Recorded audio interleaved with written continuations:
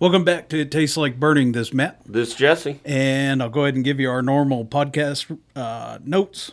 You can find us at ittasteslikeburningcast@gmail.com. You can find us on Twitter at itlbcast, the subreddit at itlbcast. And if you're really feeling feisty, you can support us on Patreon also at It Tastes Like Burning. Jesse, what do we have today? Well, I'm going to just throw this in there too.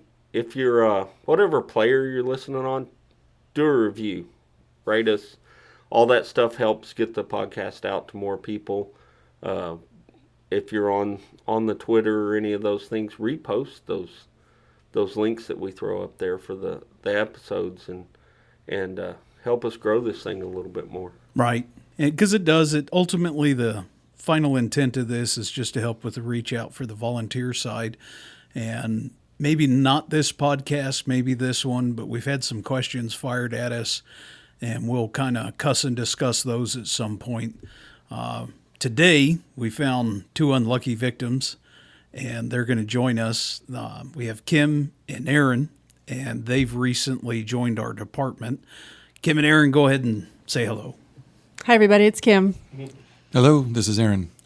There we go. And before we get into the fine details of little background and a little history, Jesse, what is hot and new going on our end of the department, and particularly in your world of training? Well, I got appointed to a state-level board for certifications and training, and that's been a whirlwind of getting stuff going. We're hard and fast working on firing up that next rookie school and getting that thing going, and lots of stuff, lots of action in the world of that. Is it just a local thing, or what is it?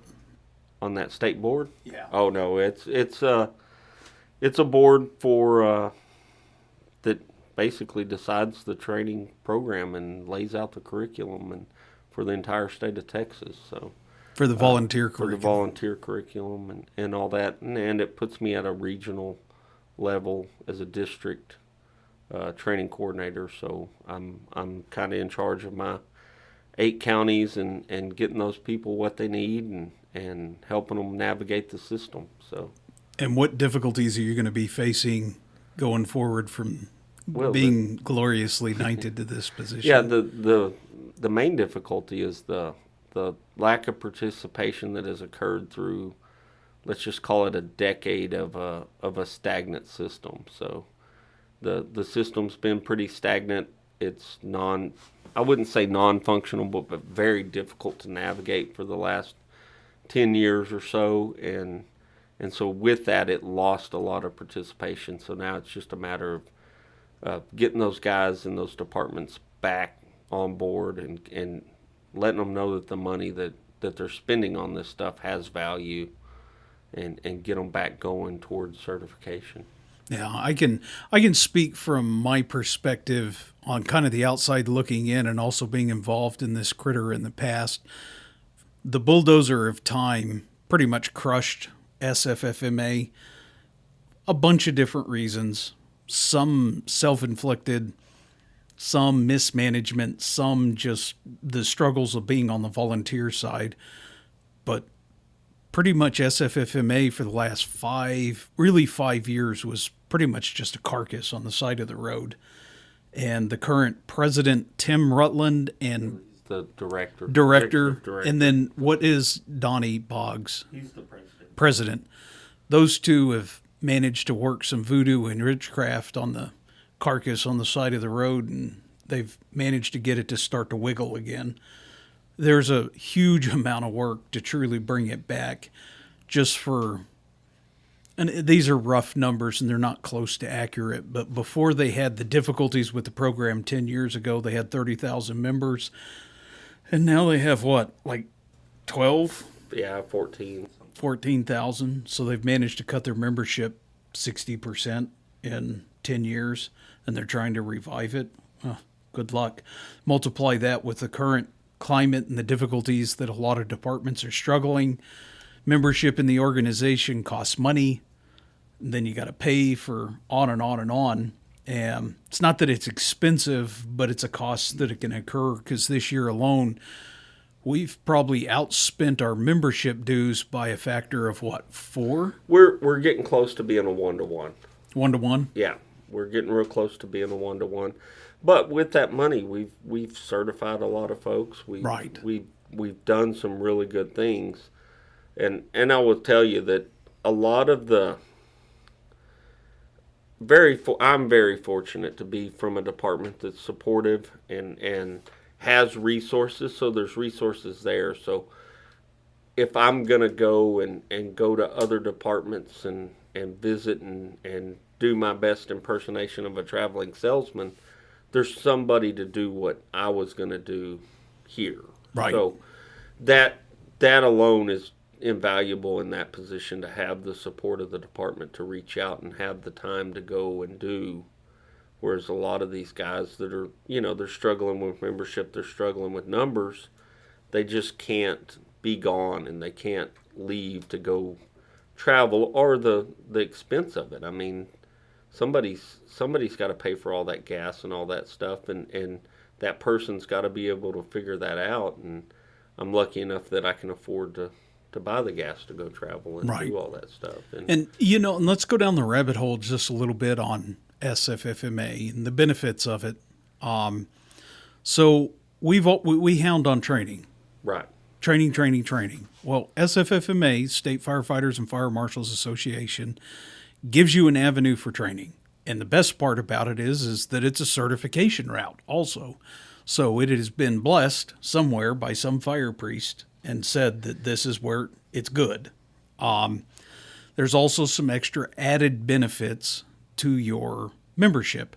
There's some, think of it as perks, extended catastrophic insurance.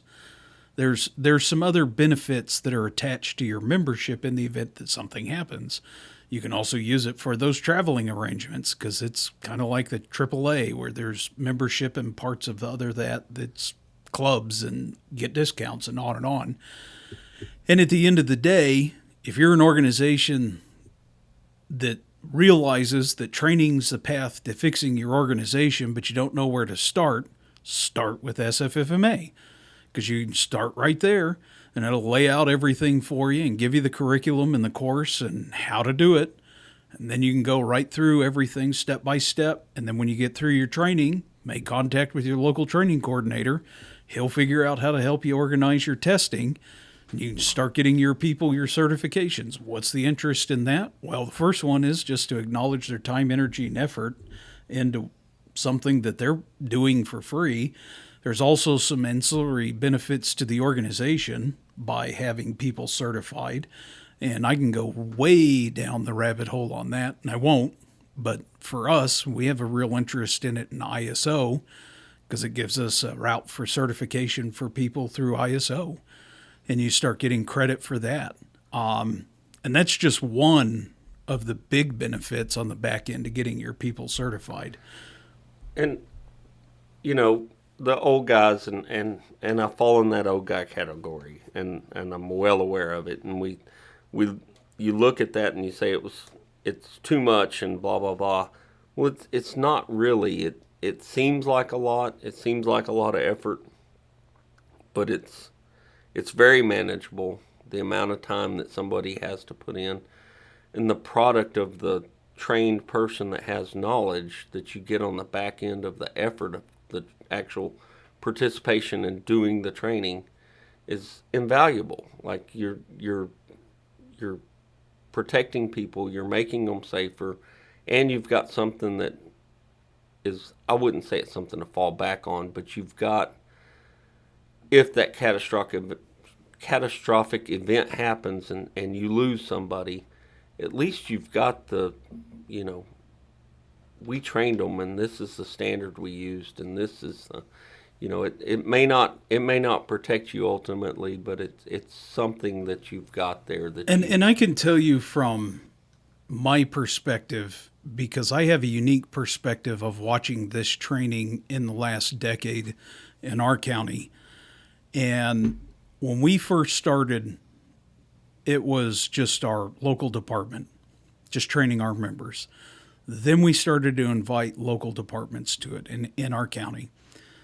And then as that carried on over time, as you saw a standard baseline of training carried across all the new membership in the county, you started to see the benefits of that on the backside when you were on calls with each other. Classically, you'd have a structure fire, you'd be there 6 to 8 hours, and the house would burn to the ground, particularly if it was outside of the city. Today, no, I would say arguably 90% of the fires we make a run on, as long as we're dispatched to it properly, the chances are that structure is still standing. It remained as a room and contents or room and content and attic fire, and we're there 2.5 hours. And that's from arrival to mop up, and we're out. The other big backside benefit of it is we're seeing a lot less of the old classic rekindles and having to go and go and go and go. So I've seen that on the backside, and it makes a huge difference when you're a busy department and you're at least not having to go to the same fire 8 times. That's people get tired of that right now. Well, and the safety benefits to the membership and the public and Right. and everything else that adds to it. And ultimately, this, if you're in Texas and you're a volunteer fire department, and I know that a percentage of you listening are from Texas, this is the standard you're going to be held to. Period. End of the story. This is the authorized state program that it's the standard you're going to be held to. So you might as well accept it and kind of toe the line on it, because if the catastrophe happens, that's where they're going to come at you from. Right. So if you guys ever have any questions, concerns, comments, issues, or even litigation on SFFMA, reach out to us, because the two of us actually know quite a bit about it. And Jesse and a previous member who's been on here a couple of times, Gene, he's the district president. I can assure you, if you've got an SFFMA question, we can either take a whack at answering it or sure as hell get you pointed in the right direction. Yeah. Yep. So we'll go ahead and segue into our next round, and we'll start with Kim. Kim, tell us just a little bit about yourself and how you ended up on our department. Well, I am a 50-year-old empty nester, and I've been in this area for 2 years now, moved from Colorado. I don't have any fire or EMS background at all. I was a soccer mom, coach for years, decades. So the way that I navigated and found myself with the department here is just basically from a need of, well, it's two-pronged. Wanting to be involved in the community, feeling like I was part of something because I was feeling that lack of, wanting to continue to challenge myself and learn new things, but basically just a way to segue into giving back to a brand new community and getting connected in that way, because I don't have, a network here at all. And so it was, being a new person in a new town, it's challenging to, set your roots down and create something. So it just, all those factors kind of came together for me. And I thought, okay, this might be something that would satisfy each of those needs that I was looking for. And so far it is. Awesome. Good. What, when you first moved here, what's my question here? What spurred the interest in actually joining the organization? I get you're in a new area, you're trying to find something to do, but there's the Salvation Army, there's United Way, there's 5,000 churches, there's 60 other things to join. Why particularly this? Okay, well, that's a two-part question as well. So the first part is the person sitting next to me. Okay.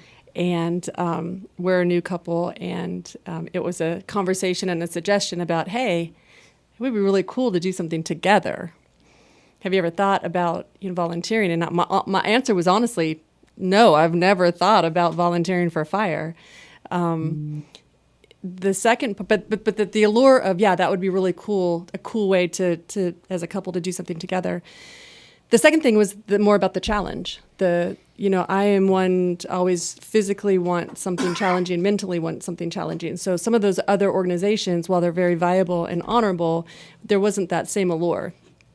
I, wasn't looking to necessarily do administrative stuff, more be out in the action. Okay. And so those two things together pointed towards fire. Okay. Aaron, tell us a little bit about yourself. I guess I don't even know where to start. So I'm 47 and also an empty nester. I've got a little bit more history, I guess you could say, prior to joining. I'm a Army veteran, former combat medic, and spent some time as a paramedic in Chicago and Indiana. I spent time as a flight paramedic on a rescue helicopter. Spent time as a tactical paramedic on a diplomatic security team in Iraq, and then eventually kind of moved into a white collar career and turned into a computer mapping nerd, and then technical sales, and now I'm back to being a computer mapping nerd. I think for me, my segue into the public safety field probably started when I was in junior high. The neighborhood where I lived had a massive flood. I was probably 12 years old, and there were hundreds of houses that had been covered in water.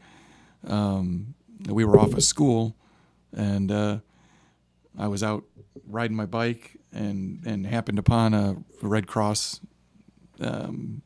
operation at a local community center. And for whatever reason, I dumped my bicycle and walked inside, and I asked one of the older guys at the door if there was anything I could do to help. And lo and behold, this old timer took me under his wing and said, "Hey, you know what? Here's a whole list of stuff.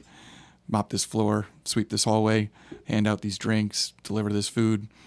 And he ended up calling my father and checking in with him, telling him where I was at, what I was doing, and my dad let me stay up there for 4 days. He called me off of school, and so from that, I got introduced to all these adults in the kind of local disaster community where I lived, and they said, "Hey, you're really interested in this. You should take a first aid class." So I did a little first aid class, got my little certification card, and they asked me back for CPR class. I was like 12 years old.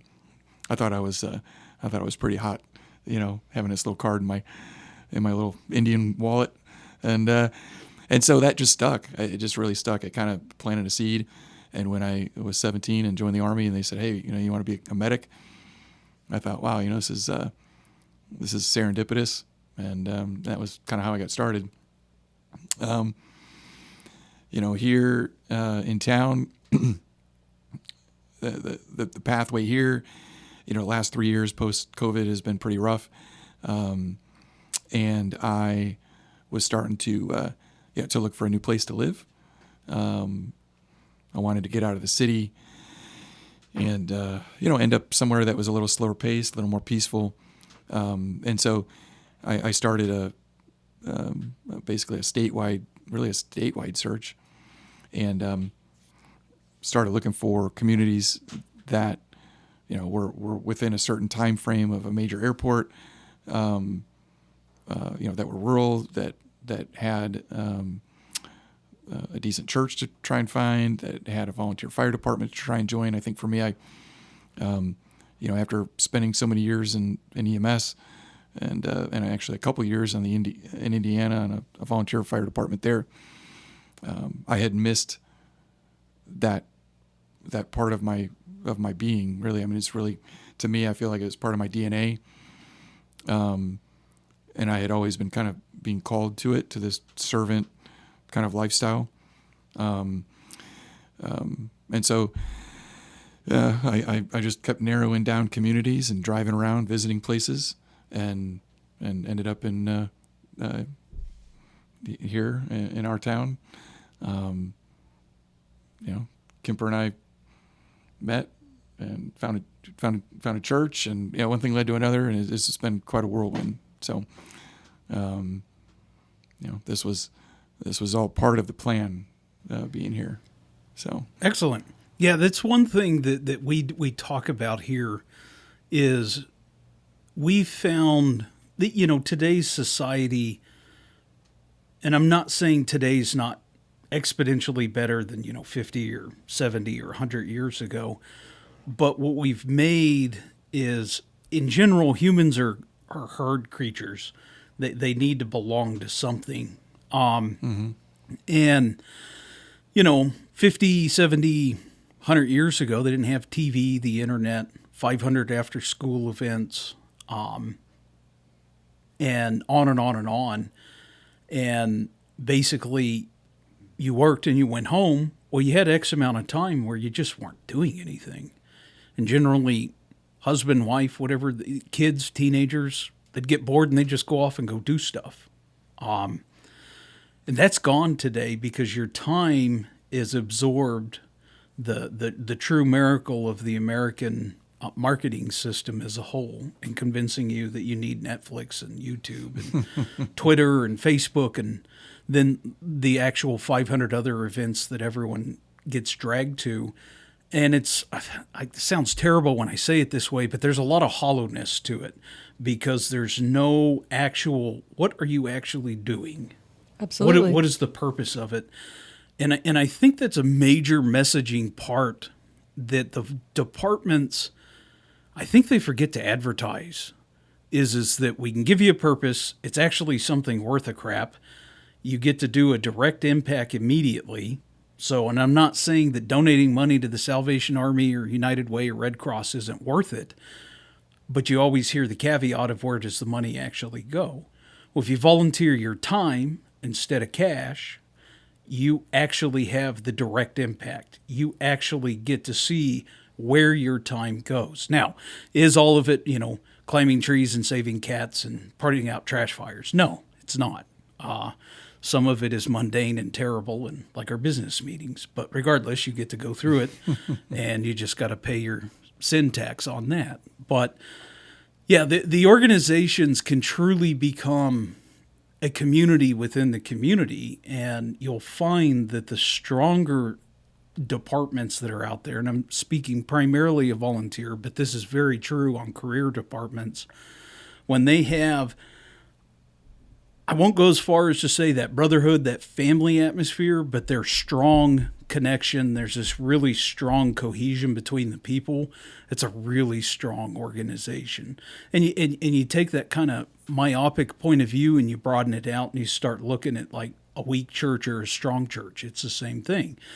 The whatever local charity, there's really good ones and there's really good ones that have no support. Well, it's because they're just terribly run and there's no concept of being able to belong to it, and you've got 3 or 4 people that dominate it and it just crushes it for everyone else. Well, that can spread across to anything. And in a volunteer fire department, it's a delicate balance of trying to be open and accepting, but also being able to find the right people to come into it. Because at the end of the day, you're not the Red Cross. You're not the Salvation Army. And there's going to be times when you're going to stumble into something that's going to be challenging. Could be physically challenging, could be emotionally challenging. Mm-hmm. And the kicker with that is how strong is the organization? Because if they're strong, they'll be able to recognize and work with it. Can I comment on something? Mm-hmm. Yeah. A couple of thoughts. You mentioned purpose, and you mentioned the contrast of time and having your time absorbed. A huge factor, and I think that played into my situation, and I think a lot of people will be able to resonate with this, is that after COVID, or because of COVID, so many people are working from home now.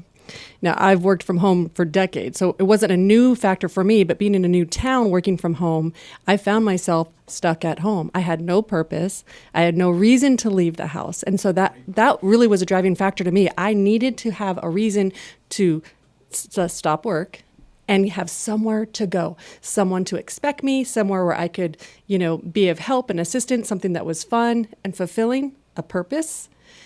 And I think a lot of people are probably missing that right now. And so marketing, like you said, marketing a department is huge because there are so many aspects to being a volunteer. And I don't think that the majority of people probably realize that, the more that maybe a department can advertise all the great, cool, scary, risky things that a department actually does, I think you'll be able to reach out and attract a lot more people, because you're going, the idea is you're going to be advertising something that may not already be a known factor of a volunteer. Like someone might say, oh my gosh, I didn't know you did that. I would love to do that. Or, Right. And the other part of that is that everyone has a classic image of what a volunteer firefighter or just a firefighter is. And the fact of the matter is there is no, Rorschach image to lay over on what a firefighter is. I mean, they're all spectrum, and it makes particularly women hesitant to go into the fire service or volunteer, because it's the stereotypical male job. And truthfully, I can make an argument why, and I can also make a hell of an argument why not. And it's physical, sure. I know lots of women that can absolutely work their tail off, so that's not a factor. And it doesn't just have to be Mongo, grab crowbar and smash. There can be a technique to it. And it's an avenue that people don't really take the public doesn't really consider. And what I'm going to segue into just for a second is there was a volunteer department. I can never remember where they're at. Kansas, Oklahoma, Nebraska, dying the typical volunteer death of 10,000 paper cuts. And the chief, I don't know how he found, because the kicker was this, is he had to find the right person. But he found a local soccer mom, and he got her on, and then she went around and grabbed a whole bunch of other soccer moms and started covering that classic 8 to 3, which is when they're generally available, and they're not available that 3 to 8. Well, the 3 to 8 is when the typical volunteer is available, but realistically, everyone's working 8 to 3. And he built a hellacious fire brigade, and it was a women's brigade that he built off of just soccer moms. Mm-hmm. And it's a resource that's available nationwide, and it's just still shocking to me that it's not something that's generally pursued hard and heavy. But I talk about that. It's hard for us to advertise for that, because again, I need the right person to go poke and get them, because it's not me to go convince a whole bunch of soccer moms that this is what you should do. Yeah, it's awesome. Yeah. But that's just one aspect of it. Well, and you battle the good old boy stuff too. Oh, yeah. And most of these departments, ours included, and the vast majority of them are just boys clubs. Right. And when you break it down, it's just a bunch of guys doing man stuff and talking about beef jerky and stuff like that. So it's tough I think it's tough for a woman to want to participate in that aspect of it. So there's got to be a way, and there's got to be a place, and there's got to be a level of comfort that it's not just this vulgar thing 24/7 of harassment and whatever else, and the world has changed enough that most of that is so far out of the norm that most guys are going to behave themselves generally, but you're branching off into their safe space, and it's a little bit different. Right. Yeah, and I will tell you, here at our department, you haven't seen it yet. We haven't seen it for a few years, but we can be a boiling, seething cauldron of politics. And when it flares, we'll give anyone in the federal Senate a run for their money, as far as wild as the politics can get here. And I think that's just, I'll call it the proving grounds, because that's going to be true anywhere you go. The politics in any organization like this also are in the Salvation Army. They're in the Red Cross.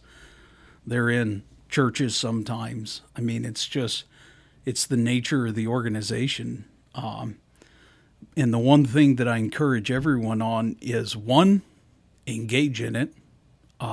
And two, don't be afraid to actually voice your opinion. You might be wrong, you might be right, but you never really know until you have the discussion. And that is something that I could see being, particularly for a lady coming in, not knowing anyone. I could see that being a real challenge. And I came from a department where 50% of the people were female. Combination department that was EMS, so most of them were paramedics working on the ambulance, but 50% of the people that were there at any given time were female. And it was fairly normal for me. Even in my early days, my wife and I both volunteered. She ventured away from it because she wasn't super interested in interior structural firefighting. She loved grass fires and she liked EMS stuff, but she, kids and all that kind of stuff pushed her away from doing it because she had other priorities. And I was the idiot that stuck around.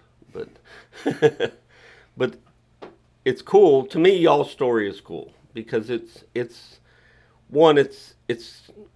not common to be a fresh new couple or newer couple and to embark into this journey of this thing where you're not just filling out each other and you're not figuring out what y'all are doing in your relationship and becoming a team there, but you're subjecting yourself to figuring out what's going on with this whole other team that you're also trying to become part of.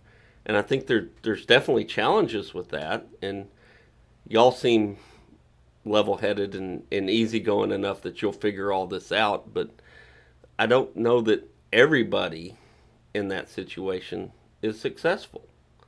So there's got to be things that y'all have talked about and things that there's parameters and there's lines that you don't want to cross in some of that stuff and what you consider healthy for your relationship. So I guess so for me, coming from an 8-year military background and then, working in EMS, the thing that very early on when we started talking about this, one of the things that I was, I guess, adamant about was to make sure that her reasoning and my reasoning were independent, right? I did not want to, whether it was perception or reality, ever have anybody go like, oh, look at those two, they're two peas in a pod, and he goes and she goes, or she goes and he goes, and the important thing for me was that there was a perception of essentially independence, right? That I didn't need to be at the station if she was at the station, that or vice versa, right? That I don't know. We're older. I guess we're more mature. We're secure. Having been on that side, the military and public safety, you have to extend a certain degree of trust to everybody around, and I don't know. Everybody's adults. She can handle her own. She's a badass. So I don't. For me, it was like, hey, go and do. Go. I mean, heck, when we were on that structure fire, and she was off with a couple guys, with a hose, running a line and spraying water, and I was hanging back by the truck, chilling, right? Like, and they're over there doing their thing, giving instruction and direction and supervision, and like that's the vibe I want, right? I want to be at a fire scene and not be, if we're together, I don't want to be like, oh, where's Kim? Where's Kim? Where's Kim? Right? I want Kim to be off doing Kim with my teammates or with our teammates, doing her thing, and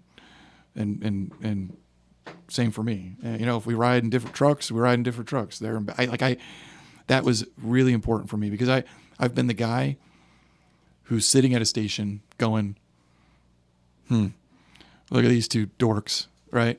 They're walking around holding hands the entire time. They're inseparable. The guy's sensitive, somebody cracks a joke and he wants to, be all insecure. That was not us. That was not the intent. For me, it was like, hey, look, this is a boys' club in a lot of ways. And, I would have never, I think for me, I would never have said, hey, you should give this a shot if I didn't think, that she was going to laugh at an off-color joke or, have any kind of weird, sensitivities or insecurities so, so that's that's kind of for me, that was where I was coming from on the whole thing. Yeah, my 2 cents on that is, and I've already talked to Kim about this, you have to absolutely destroy someone if they say something you don't like.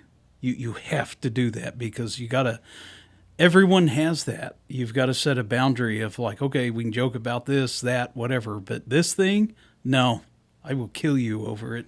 and it really does. And that's I say that to the guys too. It's the same thing. I'm not your mammy. You have to be able to handle the culture at the station. Now, that said, if they're saying something bad, wrong, derogatory, insulting, go forth and crush. Put it out.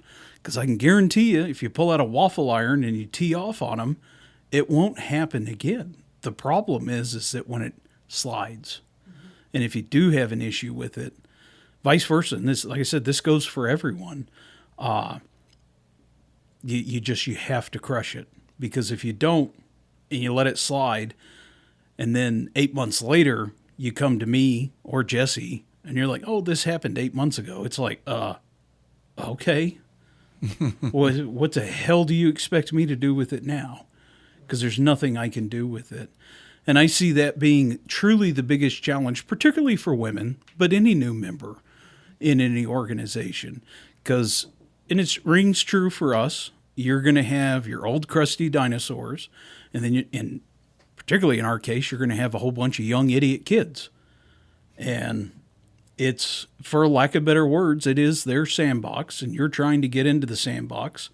And one of them grabs a little plastic shovel and slings a cat turd at you. And I'm telling you, pull out a metal shovel and hit him over the head and be done with it. Yeah. Yeah, and I'm going to just bounce back to something that Aaron said. And he's been the guy sitting at the station and watched them, and they're just so,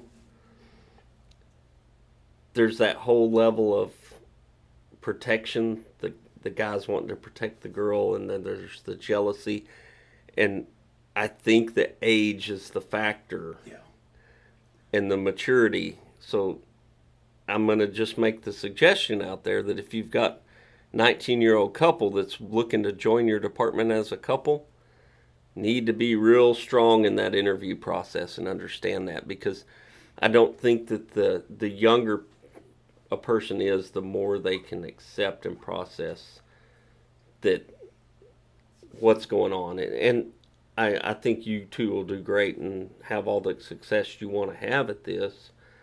I just don't know that the younger people, and I've seen it, I've seen the young couples just struggle. And the success that I had at it with my wife was that she'd go over there, she'd do whatever. It's not my job to specifically protect her, mm-hmm. and to keep her out of trouble. It's everybody's job. Yep, I agree. And I don't need to make it my mission to forget about all the other things I'm supposed to be doing to single her out to protect her from whatever harm that is coming her way through, whether it be the call itself or the people in the department or whatever that is. It's literally up to her to handle that. Right. Well, and it's a factor twofold. The first one is, and this applies for you and your wife and you two, is that it was a mutual understanding of both of you wanting to join. One didn't join and then drag the other one in. And ultimately, and you were talking about it, Jesse, where you and your wife each kind of found your thing. and you both were good with that. And the same for you guys. I can guarantee you're going to find your thing, whatever it is. Maybe it's both interior, maybe it's one wildland and whatever, the other one water rescue. I could care less. But yeah, find your thing and make it yours. Because that's a big part of having ownership in it is that it's really hard to have ownership, for lack of better words, of the same thing in this case, because there's no palpable thing to grab, and the organization's not intended there for ownership of the whole organization. It's intended there for your ownership of your contribution. There's no shares for sale here. And I think that's an important aspect too. That's another thing that I didn't realize, that I was pleasantly surprised that I didn't realize that being a volunteer, you really could pick and choose the calls you wanted to go on based on your interest, your availability, proximity to the station. I that was all new to me, and I thought, because I had reservations. Well, I don't have any EMS experience. I don't know how I would feel about going on a multi-car accident with casualties. Like, I don't know. I don't have experience. And when it was explained to me, well, there's really no expectations. We just want you to find your thing and invest where your interest and time is. I thought, oh my gosh, that's awesome. Yeah, and we'll go down the rabbit hole for that on just a second. I can understand if your call volume's 150, 300 calls a year, where you're going to need pretty consistent contribution across all 300 calls a year. But we're 2,000 plus calls a year, and we have a wide variety of call volume type. And particularly as chief, my approach to address call volume and the membership response to it is this: I'll never be able to control the call volume. What I can control is the amount of call volume per member. And if you have, we'll just say you get lucky and you have an equal smattering of people that do alarms and accidents, and you have an equal smattering of people that just focus on structure, and you have an equal call volume that just, they're really there for wildland. And then I have the luxury of breaking down my call volume so I can tell you where the weight of the call volume's at. And I mean, how can I be angry about someone that's dedicated to doing car accidents and they're 50% of our call volume? What? I can't be frustrated at that person for that. I should encourage them and get as much training as I possibly can for that individual for car accidents. Yeah, they don't care about wildland. Okay, that's fine. That's just my purview. It's the classic, you get out of it what you put in it, right? Right. And, I've always been an advocate for a well-rounded volunteer. Like, you should strive to be the most well-rounded volunteer you can be, and capable of being part of any scene and any thing. Does that mean you're going to know everything about all those different calls? Absolutely not. Like, you're not going to be that proficient at all those things, but you should be well-rounded enough that you can participate and be a part of any of those calls. And whether that part's driving to it or directing traffic or whatever, there's a piece of every one of those things. But to box yourself completely into a hole that I only rescue squirrels out of trees that are over 33 feet tall on a Tuesday, probably not the best avenue for doing things. But, we're so diverse in our membership and we're so diverse in our call volume that you could literally decide, I'm never going to this particular type of call, and it wouldn't affect anything. No. Well. It just wouldn't. It wouldn't affect anything at all. But understanding that a lot of departments are so much smaller and they don't have that luxury. Right. Absolutely. Right. Yeah. And again, I mean, it's coming down to being a modern organization in a modern time and taking something like the fire service that is so heavily rooted in its traditions. And this makes me a straight heretic. And it's just an automatic turnoff to a lot of people when I say you need to really be careful strictly adhering to your department traditions and ignoring how those traditions affect your modern membership, and realize that it may be awesome for you and to go back and look at all the old black and white photos of guys doing X, Y, or Z, but it's not practical anymore. It's just not the way it is today. And how many people you're turning off or running away, or you get on the organization and they don't stay because it's just an archaic dogma that's so ingrained in the past that you refuse to do any other fundraising besides bingo night. I mean, it's something as simple as that, or is as big as, realizing that women can be on a department. Because I can guarantee you there's plenty of departments that have that. Gay, straight, ethnicities. Oh yeah, no, I can guarantee you that's a thing. Whether anyone wants to admit it or not, it's a thing. And yeah, okay, fine. Those are obvious big things. But when you get to little things like, hey, we're a department of 6 people, and we've managed to have 30 people apply in the last 3 years, and only one of them stuck around. I wonder why. Oh, it's all 29 of them are garbage. They're terrible people. What? That's impossible. What the hell's actually going on? Yeah, well, and that kind of hits a thing with me, I think, because being new, I see all the lockers full of gear, and I only see the same 8 people, and I'm like, what is happening here? What is this about? And so that's an interesting. In fact, while you were talking, I said, I'm thinking to myself, I worked at a county EMS agency as a medic years ago, and we had a very he was an awesome director, and one day he just came out with this anonymous kind of survey, cultural kind of lay of the land survey, and it was fully anonymous. He kind of expected everybody to do it. There was no ID attached to it. Fill it out, drop it in this box. They tallied all the results, and it was like what do people think? What do you think of this?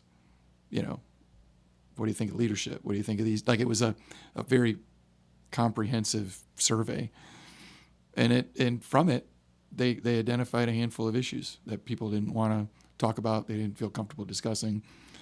Some of them are personality issues or behavior, but I would be, I don't know.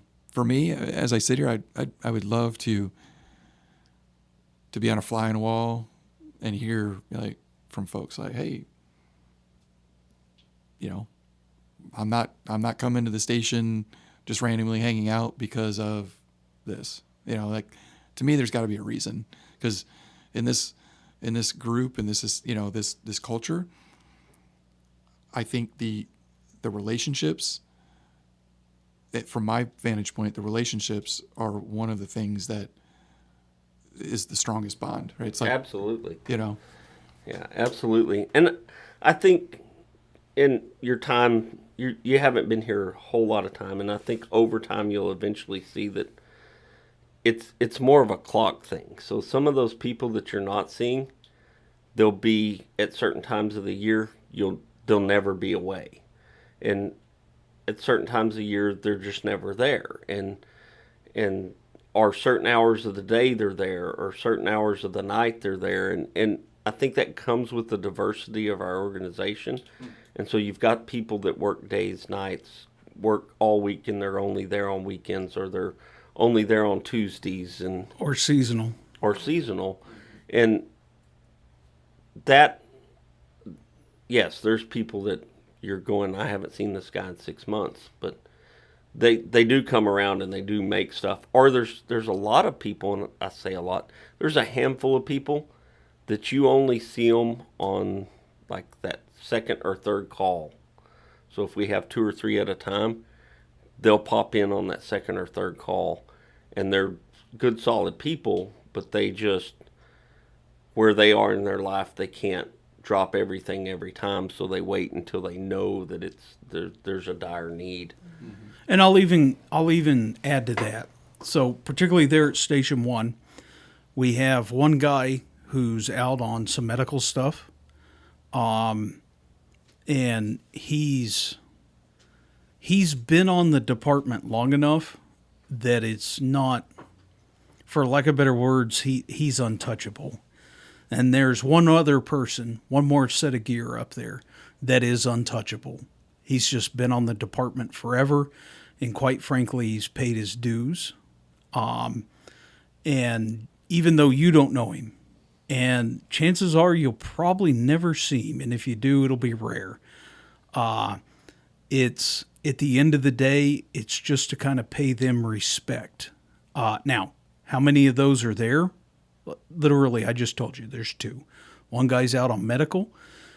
The other one is, like I said, I would argue is the untouchable, and I would, if anyone ever went after him, I would just tell you, back off. Like, you don't understand. He's been here almost 40 years. He's old. I don't care if you haven't seen him. Stop. Go find someone else to go bludgeon. But see, that's the community. That's the brotherhood. That's the family. That's I think to a lot, and that it's part of my allure too. It's that I want to be part of a family. You know, when you're an empty nester and you're like alone, you're missing that cohesiveness. And whether it's the male connection because you miss your sons growing up or whatever it is, that's not a turnoff to me personally. That's endearing. They say, "Oh, he's grandfathered in." That's the. Now, part of that is to add to what Aaron was saying. We should probably relay that message a little clearer. You know, it'd be helpful to, go down the theoretical lockers and be like, all of these old bastards are fair game. This one's not. Okay. This guy's sick. So, but, just to help make it a little more aware for the membership of, hey, these are the people. But no, I'll kind of echo what Jesse was saying there. Because it's simple to walk down the line there because I do know all the names. And some of them do need to do more. Some of them can't. And some of them should just step down. And we'll go down the rabbit hole on that just for a second.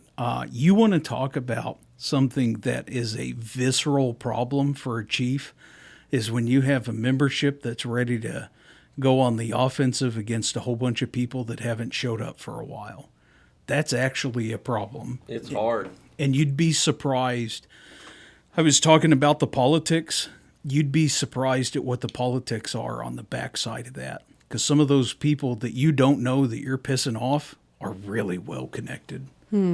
And you're like, oh, what the hell are you talking about? It's a volunteer organization. What can they do? You'd be surprised who they know.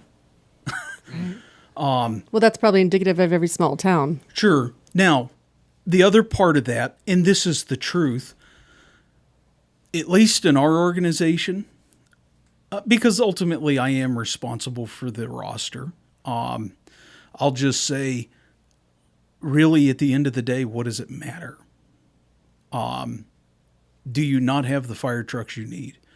Do you not have the tools and equipment that you need? Are you not being offered enough training? You know who is showing up. Is there a problem there?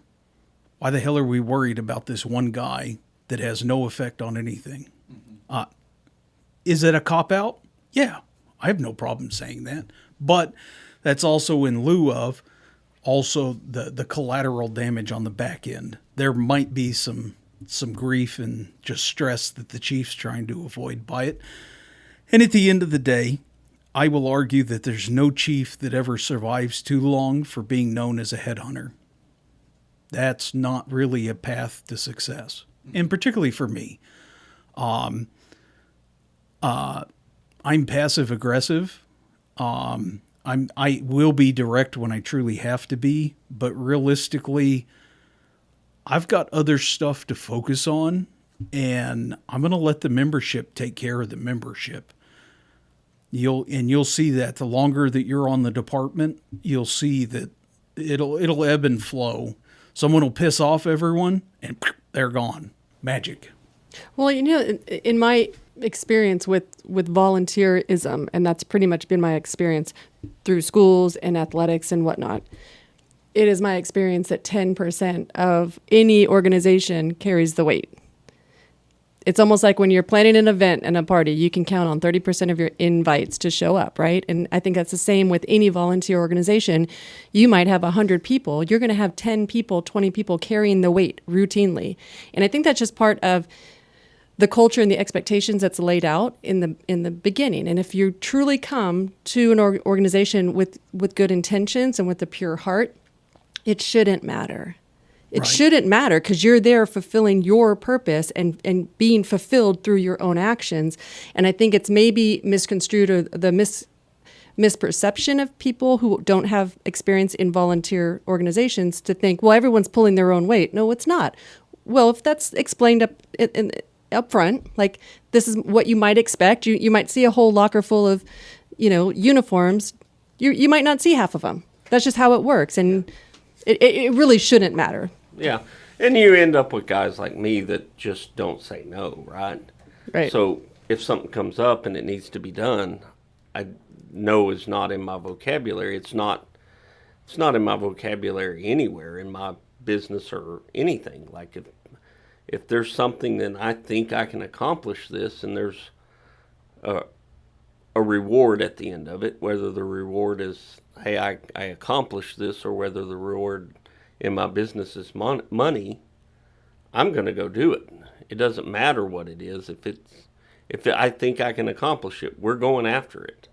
And I think the people like that, it's not that they're taken advantage of, because I don't see it that I'm being taken advantage of for doing all these extra things. I just see it as I can do that, and I'm going to do that, and I'm going to make that happen. It's not, for most of the people that are doing all that extra work, they're not looking for the pat on the back or whatever, and it's not that they're, eventually some of them wear down from it, and I've been in that boat too, where it's just like, good grief, can somebody else take out the trash, right? And that's just part of it, and you just got to pull back or Pull in. Yeah. Pull people in. And one thing I'm going to add to that, what you're talking about, because this leads into this, and this is particularly the very young member, that classic 18 to 24-year-old member. They look at someone's participation on the organization strictly as how many calls they make. And I've got a guy that does stats, and his stats, and this sounds terrible when I say it this way, but it's just the truth. If you take even my highest calling volunteer, okay, covers the most amount of calls possible, and he covers a colossal, huge amount of calls. He's probably on pace for over 1,000 calls this year.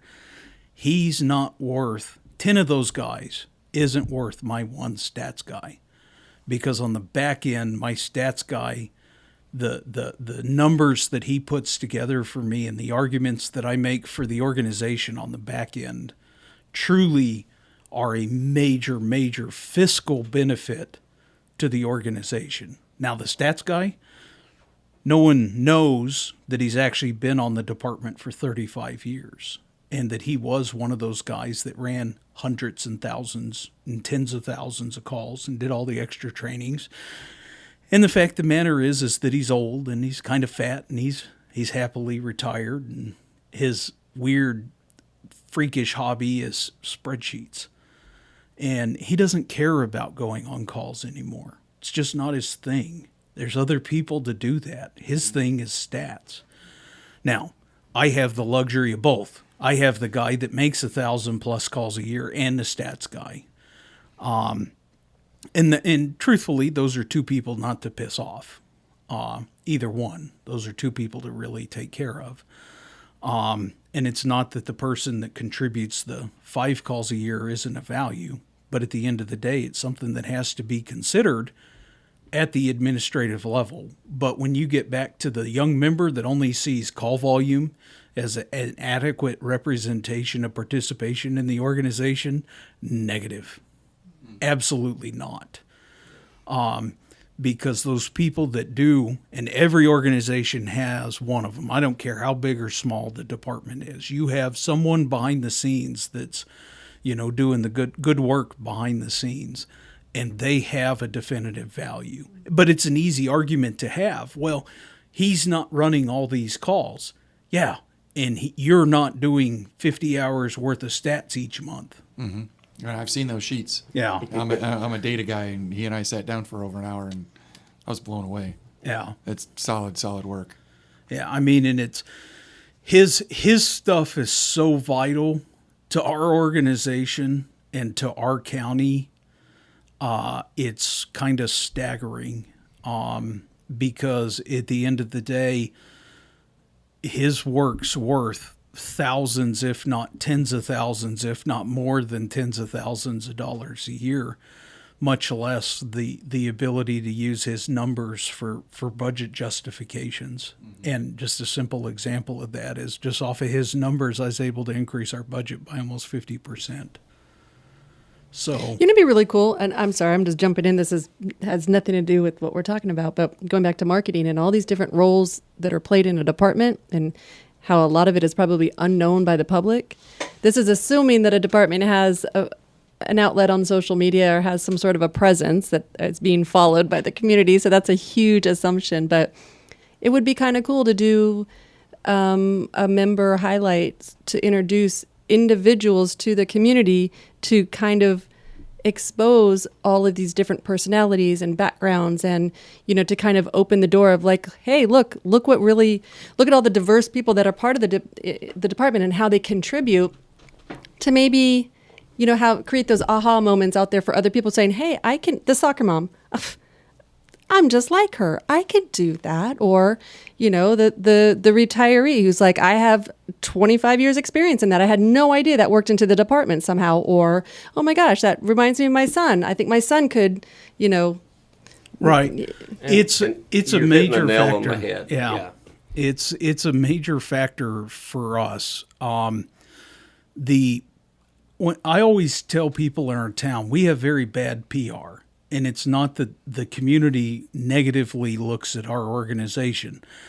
If you went and sampled in town, I bet you the number is probably high.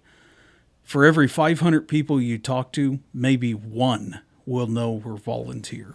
Mm-hmm. Now, that's kind of a double-edged sword, because usually when you get to a town our size and call volume our size, usually the community is pretty self-aware about that you're a volunteer. Well, the question is why? Well, it's because you're dying the death of 10,000 paper cuts. You're not making calls, you're delayed response, or you just frankly look like a whole bunch of circus clowns on scene. Mm-hmm. So why are we not getting just beat to death with this? And it's because the city as a whole sees the fire trucks going woo, woo, woo, woo, woo up and down the road all damn day. That's why.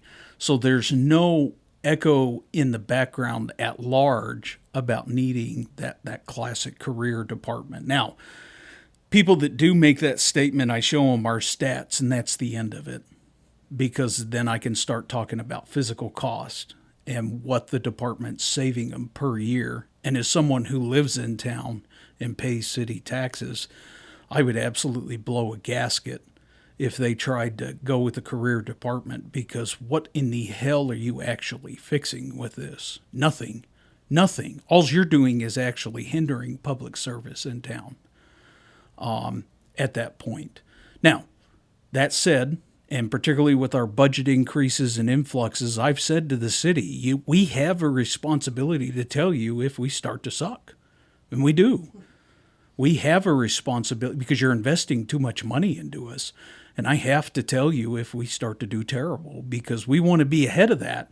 We don't want to be at the point where it's not just missing one call, but you're missing 5, 15. Oh, God, that person's house completely burned to the ground, and the first fire unit from a neighboring department finally showed up 80 minutes later in town. No, that is not acceptable. You can't. I mean, that's your ultimate 5 pounds of flesh that you're paying on that. You have to be very open.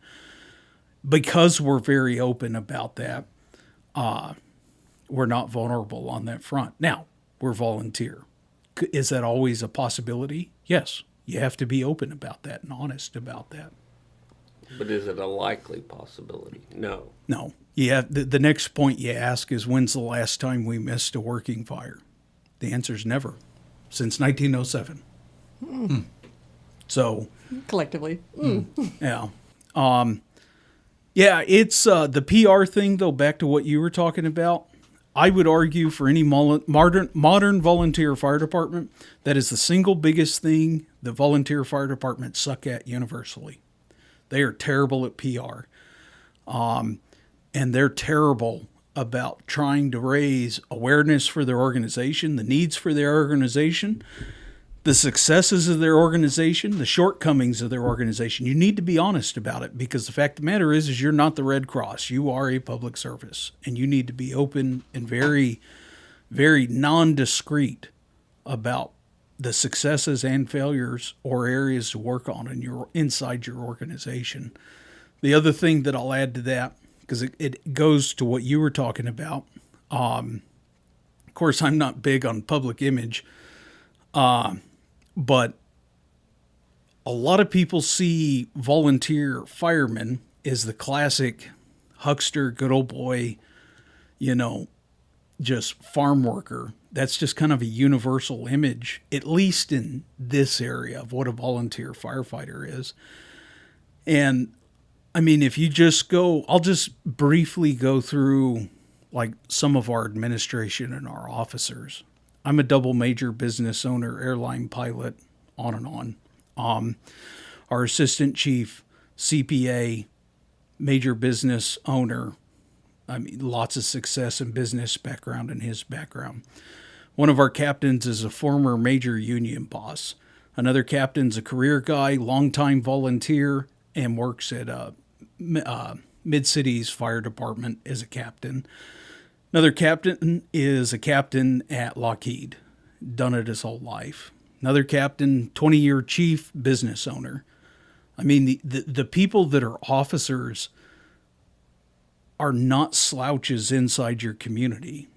They're not the classic, all they've done is drive a tractor their whole life, and they only went to grass fires. And I'm truly not trying to be insulting if you're that guy, because there's people out there, and you're not getting that credit that's due for the fact that maybe you are the farmer that's been on the department for 30 years and you have all this experience, but you're terrible at actually explaining your experience and your actual value. Mm-hmm. And it's a universal problem. We have a problem with it.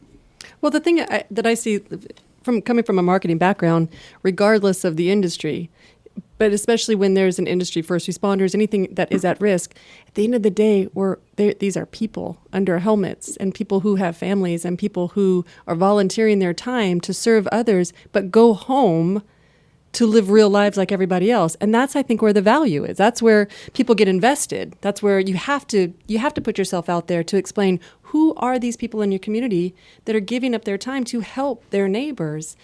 That's the human connection, I think, that is the strongest, and where you're going to get people not only wanting to volunteer, but donate or help spread the word or support the fundraisers, because that human connection is where I think at the end of the day, the value is, and where people connect. I think if you could ever crack that egg, I think the answer to that question highlight that you made there is worth billions of dollars.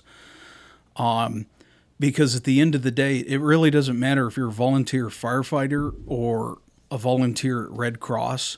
Volunteerism across the U.S. is dying the death of 10,000 paper cuts. My argument, and Jesse's argument, has always been, is volunteerism actually dying, or is it that the organizations aren't modernizing to a modern culture and society? I will argue it's just the organizations are still thinking in the past, and they're not moving forward to accommodate a new society and new ideology. Because even as proactive as we are as an organization about marketing and some of the aspects, we have an outside firm that does a website that'll do social stuff if we ask them.